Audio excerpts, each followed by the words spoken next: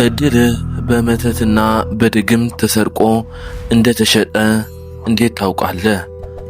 አንዳንዴ መለስ ብለህ ሕይወትህና ኑሮህን ታይና እኔኮ እንደዚህ ልሆን አይገባኝም፣ እዚህ መገኘት አልነበረብኝም፣ ውስጤ የሚለኝና ልደርስበትና ላሳካው የምችለው ሌላ፣ እኔ ያለሁበት ሌላ፣ ምን ሆኜ ነው እያልክ ስለ ራስህ ሁኔታ ተገርመህ አታውቅም? በእውቀት፣ በሀብት፣ በትምህርት፣ በትዳር እድልህ ሰፊ ሆኖ ይታይሃል። ያ ስኬት ለኔ ይገባኛል ትላለህ፣ እንደዛም ታስባለህ። ነገር ግን ምንም ብትለፋ፣ ብትወጣ፣ ብትወርድ በተጨባጭ ያሰብከው ላይ አልደረስክም። ሕይወትህ ተገድቧል። ብዙ ነገር ብጥርም ያሰብከውን አላሳካህም። ይልቁንም የሌሎች መጠቀሚያ ይሆናል። በዚህም ሕይወት ያስጠላሃል፣ ይደብርሃል፣ ራስህን አጥፋ ይላል።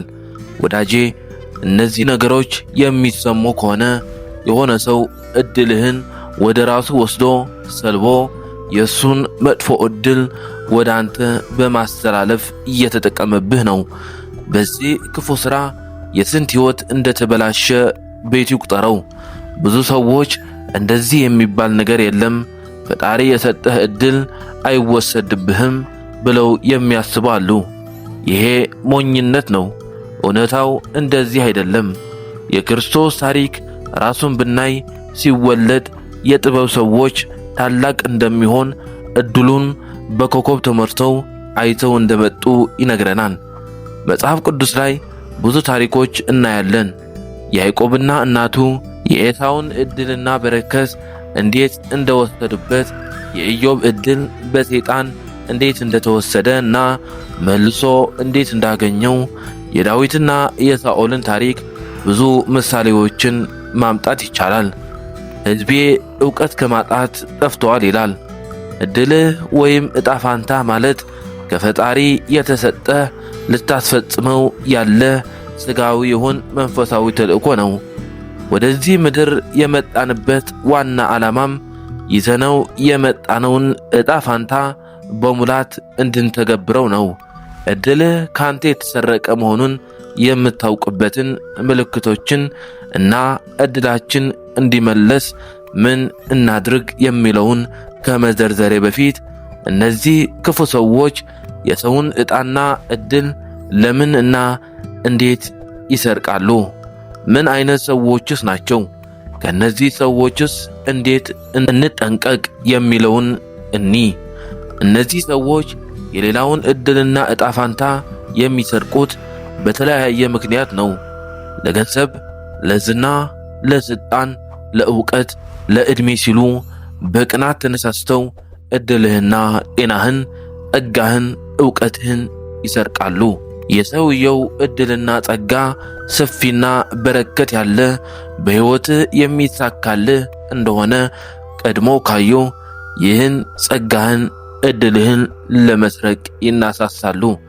እነዚህ ሰዎች በአንተ ሕይወት፣ በአንተ እድል የሚቀኑብህ የቅርብ የምትላቸው ጓደኛ፣ ቤተሰብ፣ የሥራ ባልደረባ፣ ጎረቤት ሊሆኑ ይችላሉ። ሌላው ቤተሰብህ በልጅነትህ ጠንቋይ ቤት ጋር ተነካክተው ከነበረ ወይም አንተ ጠንቋይ ቤት ሄደ ከነበረ ያንተን እድል ለዛ ጠንቋይ አሳይተውት ከነበረ ያንተን እድል ወስዶ ለሌላ ይሸጠዋል። እድልህ በየትኛውም ዕድሜ ክልል ላይ ሕፃን፣ ወጣት፣ ትምህርት ቤት እያለህ፣ መካከለኛ ዕድሜ፣ በየትኛውም ዕድሜ ላይ ይወሰዳል። እነዚህ ሰዎች ካንተ ጋር የሚነካካ የተለያየ ዘዴዎች ይጠቀማሉ።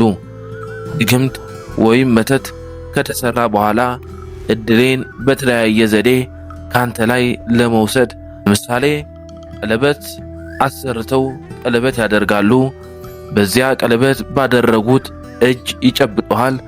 ራስህን፣ አካልህን ይነካኩሃል።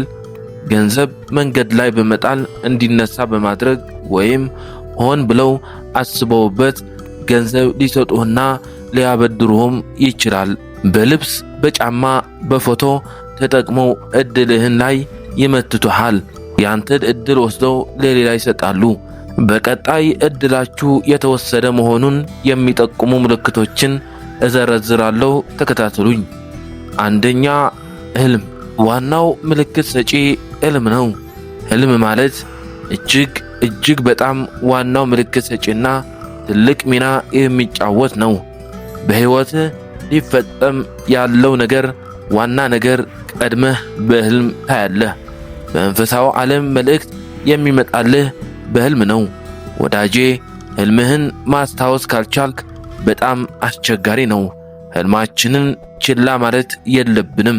ህልም ላይ በጣም ትኩረት ማድረግ አለብህ። በቀጣይ የምዘረዝራቸውን ህልም ካየህ በእርግጠኝነት እድልህ ተወስዶብሃል። እነኚህ ሰዎች በህልማቸው ለመሮጥ ሲሞክሩ ብዙ ጊዜ መሮጥ ያቅታቸዋል። ቢጣጣሩ እንኳን መሮጥ አይችሉም። በህልማቸው ተራራ ለመውጣት በፍጹም አይችሉም። ይህ ህልም የሚጠቁመው ልታሳካው ያሰብከው ሰፊ ግብ እያለ በክፉ መተት ምክንያት ተይዘህ ያለህ መሆኑ ያሳያል። ጉድጓድ ውስጥ ገብተህ መውጣት ብትሞክር ብትለፋ ከዛ ጉድጓድ መውጣት ሳትችል ስትቀር በህልም ስታይ ወይም በገመድ ታስረ ወይም እስር ቤት ተቆልፎብህ የምታይ ከሆነ የኖርኩበትን ሰፈርህን ቤትህን በተደጋጋሚ የምታይ ከሆነ ወይም በልጅነትህ የተማርክበት ትምህርት ቤት ክፍል ውስጥ ስትማር በተደጋጋሚ የምታይ ከሆነ የትና መቼ እድልህ እንደተወሰደ ይጠቁምሃል። በህልም ሁሌ ፖሊስ ሲያባርርህ፣ ጫካ ውስጥ ብቻህን ስትሮጥ ወይም ሰዎች ሲያባርሩህ ሲመቱ የምታይ ከሆነ እንዲሁም በህልምህ ገንዘብ መሬት ላይ ወድቆ ስታነሳና ስትሰበስብ ማየት፣ ውሃ ውስጥ ሰምጦ ማየት፣ ከውሃ መውጣት አለመቻል ወይም ውሃ ላይ መውጣት መሞከር ወይም ሁሉ ጊዜ ራስህን ውሃ ዳር የምታይ ከሆነ ወዳጄ፣ አብዛኞቹ ክፉ መንፈሳት ከውሃ የሚመጡና ውሃ ዳር የሚገኙ እንደመሆናቸው ክፉ ስራው የተሰራብህ ውሃ ዳር መሆኑን እየተነገረህ ነው። በቀጣይ የምንዘረዝራቸው ህልሞች ካየህ በእርግጠኝነት እድልህ ተወስዶብሃል።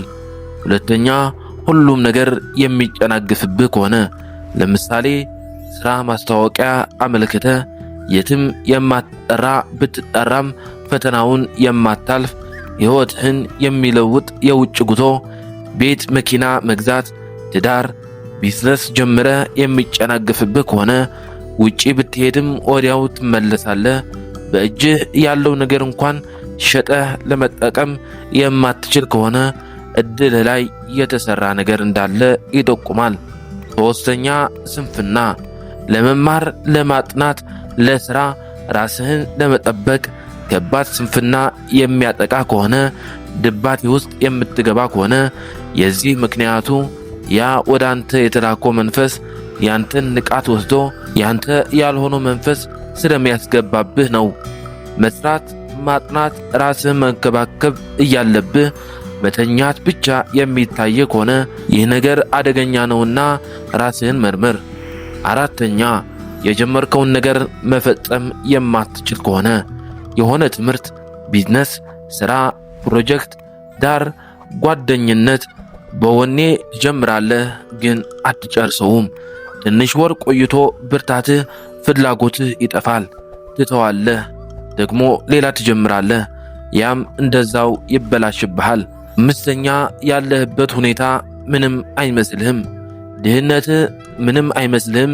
ብቸኝነትህ፣ አለመስራት አያሳስብህም። ስላለህበት ሁኔታ ጥያቄ አታነሳም። እንደውም እንደዚህ አይነት እድል መውሰድ መተት የሚባል ነገር የለም ብለህ የምታምን ትሆናለህ።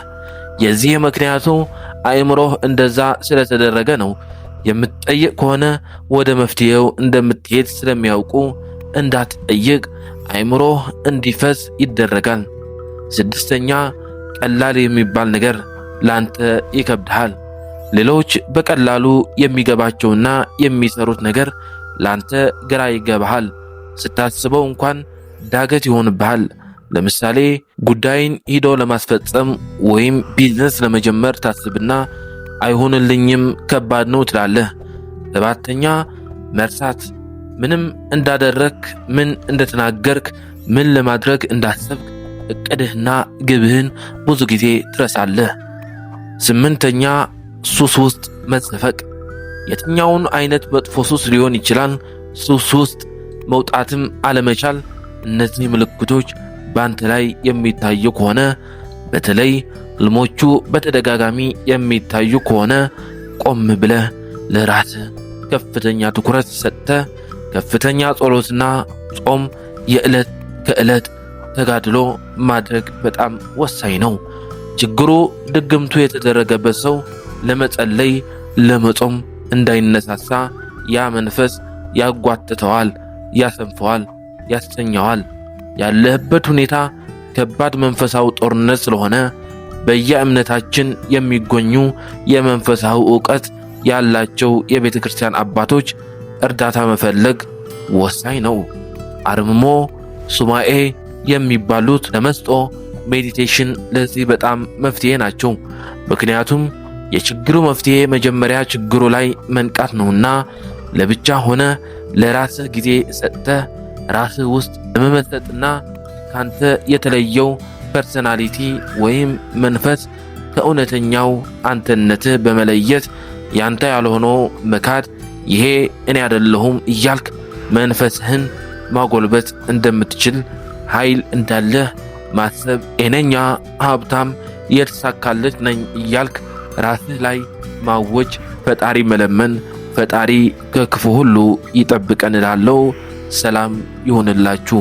ለዚህ ቻናል አዳዲስ ከሆናችሁ ሰብስክራይብ፣ ላይክ፣ ሼር በማድረግ እንድታበረታቱን በአክብሮት እየጠየቅኩ በቀጣይ እስከምንገናኝ ሰላም።